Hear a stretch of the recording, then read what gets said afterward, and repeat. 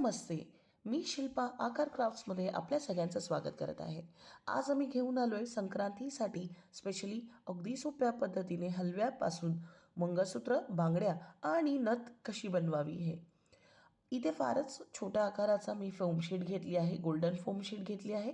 Drop शेपचा stone stick करून त्यावर काहीसा नथीच्या आकारामध्ये हलवा स्टिक करून घेतला आहे, काहीसा असा.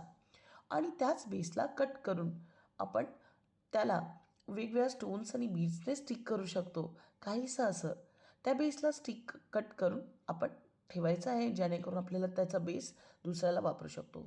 इथे मी स्टॉकिंगची वायर घेतली आहे. अगदी स्टॉकिंगची वायर फार इझिली आपल्या नाकामध्ये जाऊ शकते आणि त्याचा बेस लावण्यासाठी मी घेतला आहे. त्याला काहीसं असं गोल शेप करून घेत आहे आणि एका साईडला हुक आणि एका साईडला एक राऊंड ठेवला आहे.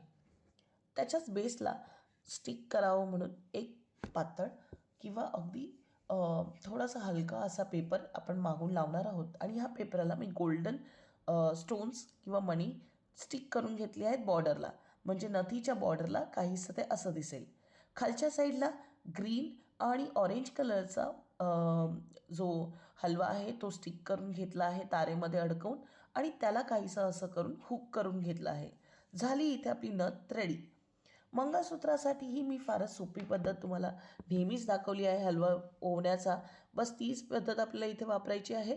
2 पदरी धागा ओवून त्याच्यामध्ये हलवा आपल्याला अडकवून घ्यायचा आहे, त्या धाग्याला फाकवून आणि फॅब्रिक ग्लूने स्टिक करून घ्यायचं आहे.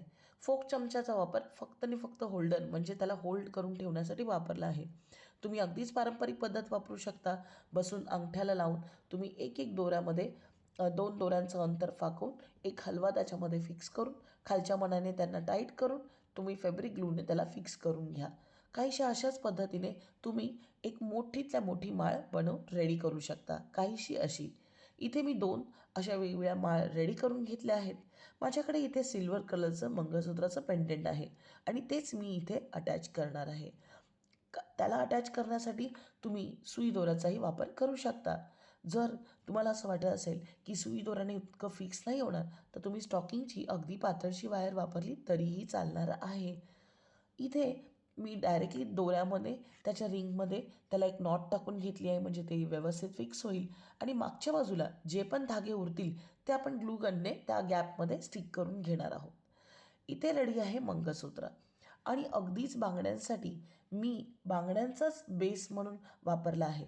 म्हणजेच एक बांगडी घेतली आहे, बेस बांगडी, आणि त्यावर अगदीच एकदम व्यवस्थितरित्या ग्लू गनने हलवा स्टिक करून घेतला आहे. काहीसा असा इथे रेडी आहे आपला मंगळसूत्र, बांगड्या आणि नथ हलव्यापासूनची. तुम्हाला आमचा हा व्हिडिओ कसा वाटला आम्हाला कमेंट बॉक्सवरून नक्की कळवा. आणि हो, असाच क्राफ्ट आणि ड्रॉइंगसाठी आमचे 2 वेगवेगळे चॅनल आहेत, त्यालाही तुम्ही व्हिजिट नक्की करू शकता. भेटूया अशाच नवीन नवीन आयडियासह. तोपर्यंत क्राफ्ट करत राहा आणि ड्रॉइंग जरूर करत राहा. धन्यवाद.